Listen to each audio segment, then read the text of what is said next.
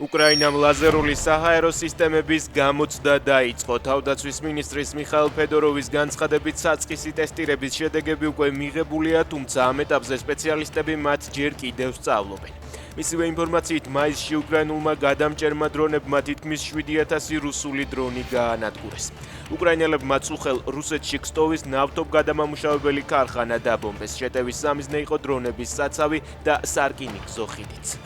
რუსებმა კიევზე მასშტაბური იერიში მიიტანეს, დაიღუპა 13 და დაშავდა 100-მდე ადამიანი. ოკუპანტებმა ქალაქის მასშტაბით 28 ლოკაციას დაარტყეს. ძირითადად სამოქალაქო ინფრასტრუქტურა და საცხოვრებელი ადგილები დაიბომბა. დაზიანდა სასწრაფო სამედიცინო დახმარების სამსახურის შენობაც. საქართველოში ერთიანი ეროვნული გამოცდები დაიწყო. ქვეყნის მასშტაბით 12 ქალაქში 24 საგამოცდო ცენტრია გახსნილი. პირველ გამოცდას აბიტურიენტები ქართულ ენასა და ლიტერატურაში აბარებენ, ბოლო კი ფიზიკა იქნება. 2026 წელს აბიტურიენტთა საერთო რაოდენობა 43,000 გადააჭარბა.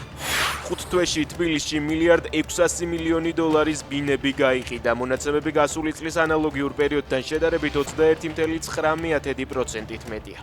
კვლევის მიხედვით ფასები პირველად ბაზარზე თვიურ ჭრილში გაზრდილია, ხოლო მეორად ბაზარზე აპრილთან შედარებით შემცირებული. 2026 წლის მაისში თბილისში უძრავი ქონების 3748 ტრანზაქცია დარეგისტრირდა.